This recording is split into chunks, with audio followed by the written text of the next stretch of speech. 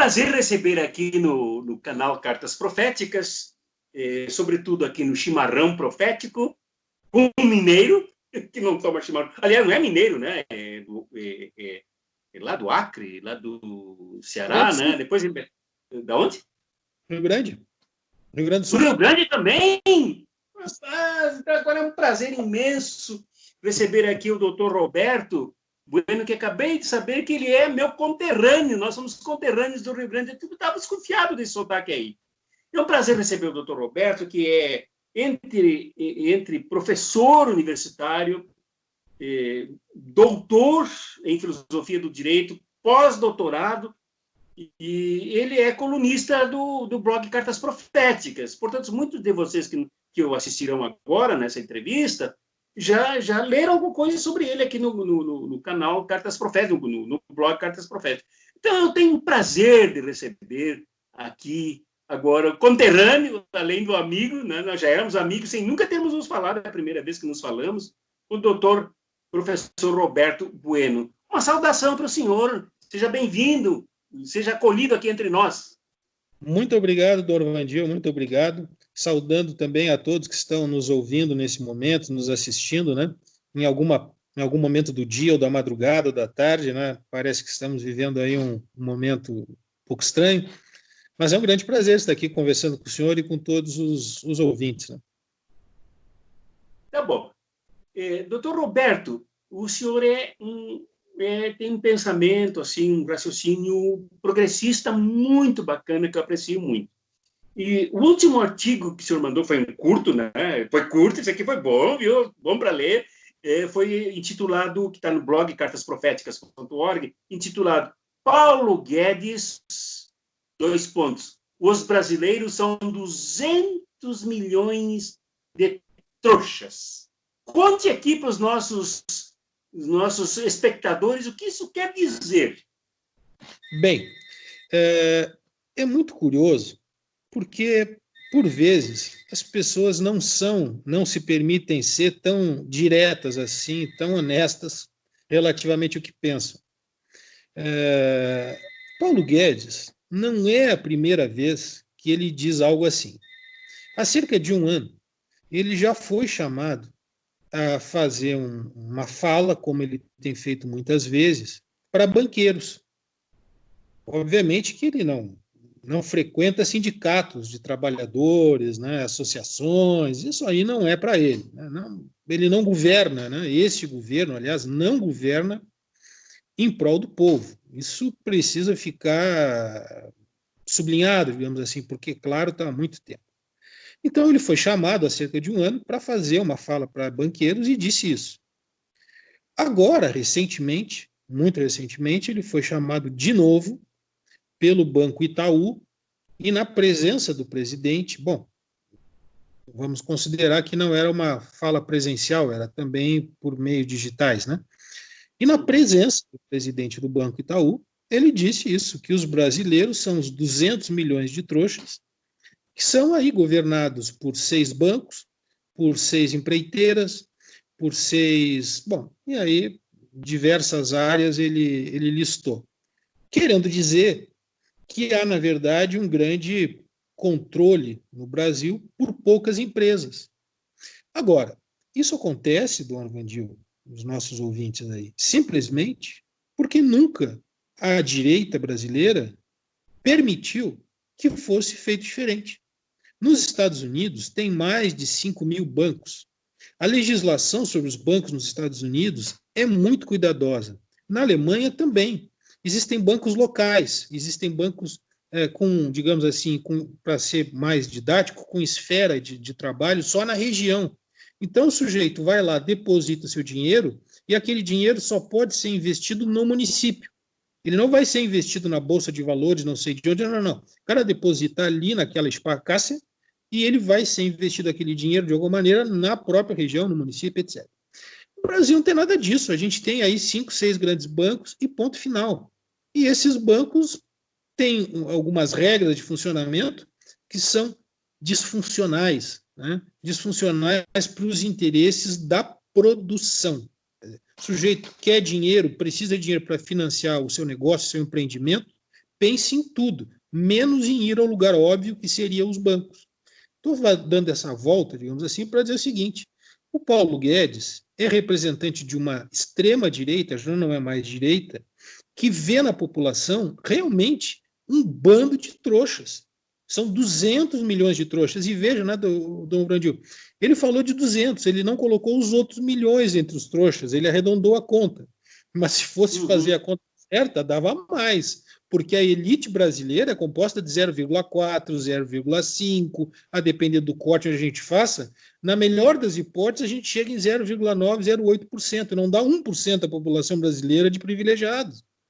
Ele, então, realmente nos coloca numa condição tal que num país, digamos assim, com uma população com algum grau de esclarecimento, levaria à sua deposição na hora, né? Ou o governo faria isso, ou as pessoas o tirariam de lá, com perdão da palavra, na mão, né? Porque é uma grande ofensa. É uma grande ofensa. Né? Como, aliás, o Brasil vem sofrendo, a população vem sofrendo por parte desse governo, quase que diariamente. Agora, com o requinte de perversidade de impor a morte por sufocamento. Como assim? Explique, por favor. Por sufocamento. Sim. Então, o que acontece é que essa ausência de governo, no que diz respeito ao atendimento da população, já vem de longe.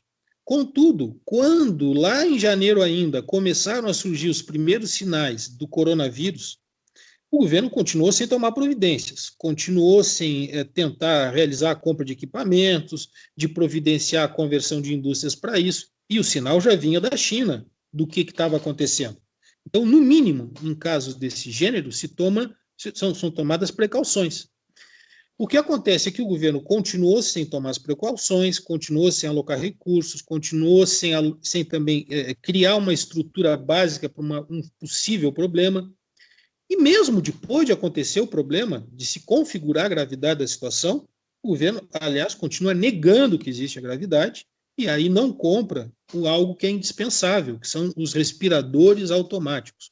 Vamos chamar assim, para não criar maior dificuldade de compreensão. Respirador automático. Para que é útil o respirador automático? A coisa, digamos assim, se configura da seguinte maneira.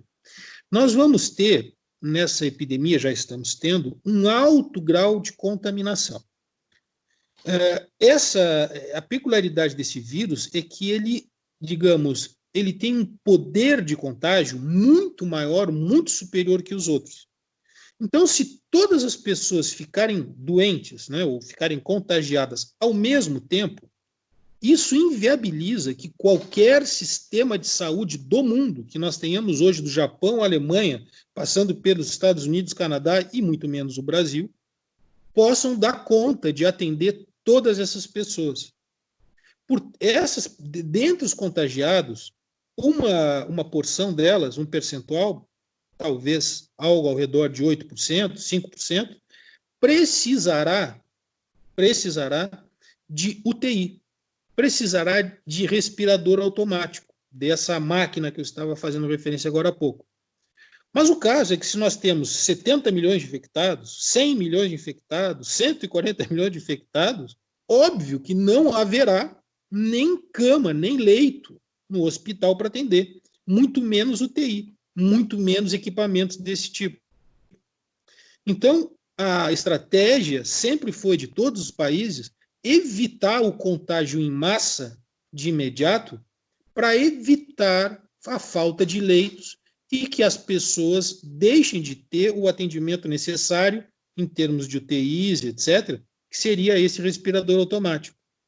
Porque sem o respirador, aqueles que precisam, a morte é terrível, né? A pessoa não consegue respirar. Vamos, assim, traduzir para o popular, morre sufocada, né? E nós temos um ministro da Saúde, que foi designado agora recentemente, que simplesmente se manifesta dizendo, olha, nós não podemos comprar equipamentos desse tipo porque vai ficar sobrando depois, não vai ter o que fazer. Em suma, está dizendo aos brasileiros, morram, morram, morram, porque nós não vamos gastar com equipamento para evitar a morte de vocês sufocados. Agora que se fala na similaridade deste governo com o nazismo, nós deveríamos recordar que Hitler mandou para a câmara de gás. E a morte é por sufocamento.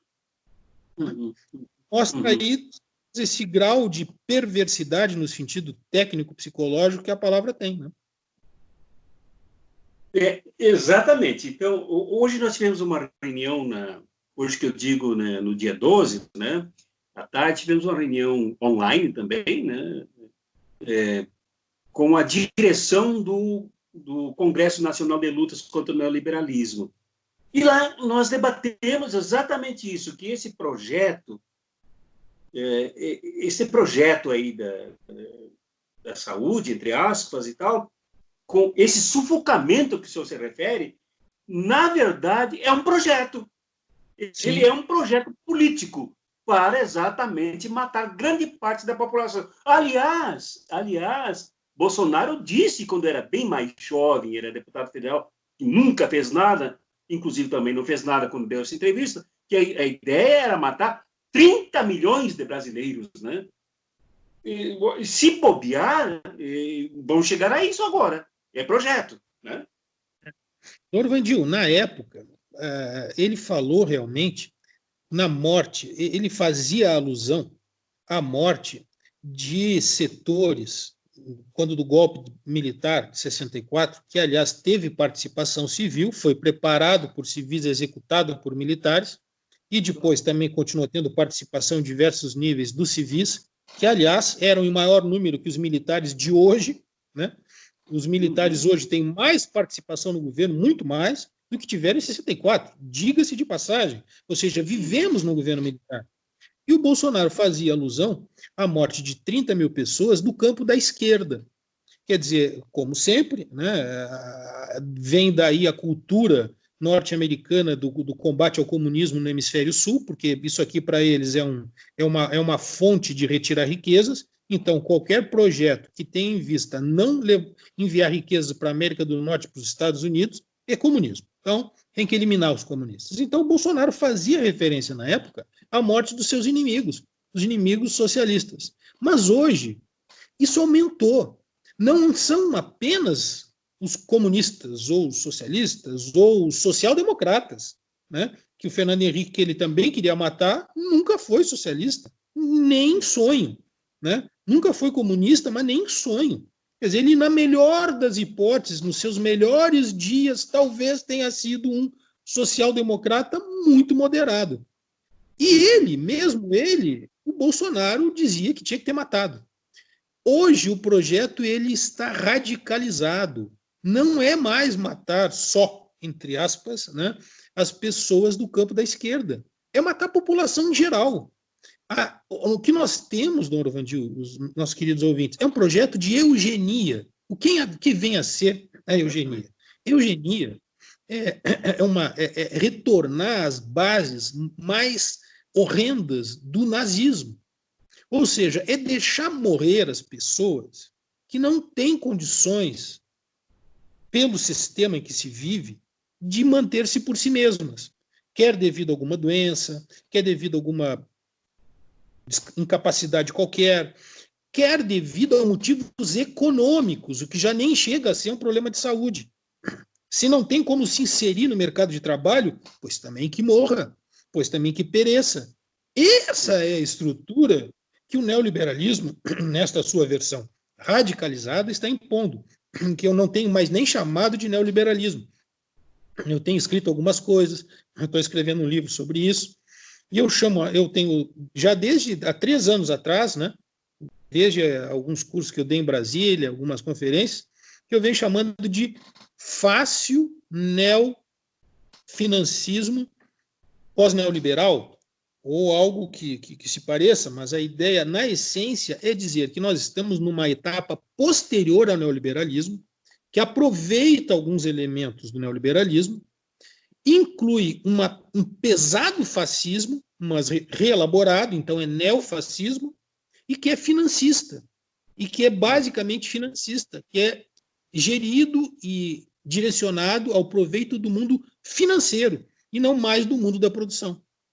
Então, o que eu estou defendendo, o que eu tenho escrito e divulgado, é que nós vivemos num momento posterior ao neoliberalismo. Entre aspas, não seria já nem justo com o neoliberalismo dizer que isso é neoliberalismo. Porque nós já tivemos neoliberalismos nas décadas de 90, na Espanha, na Inglaterra, com Tony Blair, etc., e isto não era o que estava posto. Havia um pouco de maldade, havia discriminações, etc., sim, o que já é reprovável, obviamente, mas o grau de perversidade que nós alcançamos agora só se equipara ao modelo fascista. Então, o redesenho do fascismo, dessa questão de eugenia, etc., ele nos apresenta este outro novo modelo, para o qual as pessoas não chegaram ainda a se atentar. Porque muitas vezes se faz a crítica a esse modelo como se fosse neoliberal. Mas não existe, digamos assim, no modelo lá, que a gente via na década de 40, que redundou no Milton Friedman, esse negócio. Muito embora, né, depois no Chile, esse modelo tiver muito parecido com esse modelo, já tivesse sido implementado em 73, né, lá quando foi derrubado o Allende, quando o golpe de Estado foi dado pelo Pinochet. Porque ali realmente o sangue comeu solto, né, mas com detalhe, não havia persecução do povo chileno que não fosse ligada à esquerda. Então havia um público-alvo, digamos assim, o que não tira, obviamente, o grau de sanguinário daquele regime. Mas o que eu quero dizer é que hoje o público está ampliado. Por isso não daria para chamar aquele regime lá do Pinochet e o neoliberalismo implementado lá como o neoliberalismo de hoje. Porque hoje o projeto é de eugenia, atinge a todo e qualquer um que não consiga estar dentro desse sistema.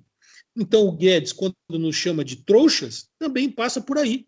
É da nossa incapacidade de ver que estão governando para nos matar, para, no mínimo, expor as nossas vidas a risco, grave risco. E nós estamos achando, muitos de nós, não todos, é claro, né, que estamos sendo governados por um, entre aspas, governo normal, né, quando não é, obviamente. Então, o título aqui do seu artigo, ele tem outra luz agora. Né? Paulo Guedes, digamos assim, disse: os brasileiros são 200 milhões de trouxas.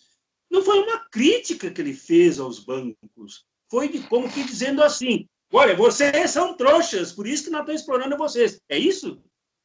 Também tem essa dimensão, né? Quer dizer, um povo, né, que por algum motivo histórico até tem na sua tradição algo como a população francesa, e veja, nós podemos falar da América Latina e devemos falar da América Latina, que nós temos uma forte tradição de resistência nos povos andinos, na Bolívia, né? Ou seja, não devemos sempre olhar para a Revolução Francesa ou para a tradição europeia. Nós temos muita coisa dentro do Brasil, inclusive, em termos de revoluções, que foram silenciadas, vêm sendo silenciadas criminosamente pela estrutura formal de ensino que nós temos. E nós temos que recuperar isso. Nós temos que mostrar para os nossos jovens que existe uma tradição de rebelião e de rebeldia contra o poder central e contra os poderes locais muito forte no Brasil, né? Dentro das suas peculiaridades, deveríamos voltar a estudar Canudos, o que foi aquilo, né? Era um grupo importante de pessoas, né, que, por motivos vários, mas por motivos materiais muito concretos de imposição de miséria, se reuniram para lutar, né? Obviamente que as formas de aglutinação e as motivações para isso pertencem a uma outra esfera que eu não gostaria de entrar agora, mas a ideia é de dizer, olha, nós temos tradição de luta, né? Mas, como eu falei na Revolução Francesa, quer dizer, fica marcado dentro de um povo, né, digamos assim, conhecimento que é do conhecimento de muitos, fica marcado dentro do povo aquela memória de que não podem ser explorados por uma aristocracia que se permite fazer absolutamente tudo do jeito que quiser. Quer dizer, há uma memória firme na França de que a cabeça de um rei foi cortado, né? De que cabeças literalmente rolaram quando quiseram abusar da população. E mesmo entre os governantes isso está muito claro, né? Então, o fato de existir uma memória histórica desse tipo ou não faz diferença. Então, no Brasil, nós deveríamos estudar mais também e dar a conhecer à população essa história que nós também temos, desde uma outra perspectiva, etc. Rio Grande do Sul também tivemos a Revolução Farroupilha, né? Temos em Santa Catarina belas histórias de resistência, enfim, no Brasil inteiro nós temos. mas nos venderam, até por sociólogos talentosos, etc., de que nós somos um povo cordial, né? De que nós somos um povo afetivo, afetuoso. Todos os povos são, mas todos os povos também podem não sê-lo. E, aliás, deveriam não sê-lo para não ser confundidos com trouxas quando o abuso é a nota da relação, quando o abuso é a nota de um governo. Então, que sejamos afetivos, carinhosos, etc., faz parte de uma dimensão humana invejável, né? Agora, não podemos deixar que confunda a nossa afetividade com a disposição para sermos tomados por, como diz Paulo Guedes, trouxas, 200 milhões de trouxas. Estourou o nosso tempo previsto, meu querido irmão gaúcho, companheiro, camarada, Dr. Roberto Bueno. Eu só me tiro uma curiosidade, de qual cidade o senhor é original lá nos nossos Pampas? Eu sou de Pelotas, Rio Grande do Sul, pertinho da fronteira sul. Ah, idade. Eu sou de Alegrete, sou nascido de Alegrete. De Alegrete. Não fica muito longe de Pelotas, está ali, na região sul, né? Eu tive um bom amigo de Alegrete, pelo menos eu lembro, quando eu estava na graduação, ele fazia psicologia. E eu era um amigo, tive muito diálogo com ele, etc., na época, né? Gostava muito de música, também gostava. Então, tempo que ainda tinha vinil, né? Para os ouvintes que não sabem, houve um momento em que as pessoas se reuniam para ouvir disco, né? Então, nem sempre tinha os discos, às vezes um colega comprava, aí chamava os amigos para ouvir aquele disco que era caro, então um comprava, aí o outro comprava outro, aí se reunia para ouvir o outro disco. Era um evento social, como até agora há pouco tempo deixou de ser o cinema, né? As pessoas se reuniam, iam ao cinema, encontravam colegas no cinema, no foyer, no hall, viam os amigos. Então, é um evento social que foi se perdendo. Mas era esse meu amigo de Alegrete. Doutor Roberto Bueno, muito obrigado por sua participação aqui no canal. Muito ilustrativa a sua participação, muito iluminadora, né? E, evidentemente que agora o senhor se candidata a participar várias vezes quando quiser, né? E como eu sempre digo, encerrando os nossos programas aqui no canal Cartas Proféticas, abraços críticos e fraternos para o senhor. Igualmente, abraços críticos e fraternos ao senhor, doutor Vandil, e a todos que nos honram aí com a audição ou com a assistência ao programa. Um forte abraço, meu abraço de solidariedade a todos que estão passando dificuldade nesse momento, que não são poucos, são muitos, né? E as dificuldades são de ordem diversa, pode ser de ordem material, espiritual, pelo sofrimento, que grande parte da população brasileira, esmagadora maioria da população está passando, com a perda de pessoas, com o comprometimento das suas vidas, com as dores várias que tanto estão passando. Eu gostaria de apertar forte o coração de todos e cada um de vocês que nos assistem. Muito obrigado, doutor Roberto. Um grande abraço, viu? Até a próxima. Até o próximo encontro aqui. Até a próxima. Até a próxima.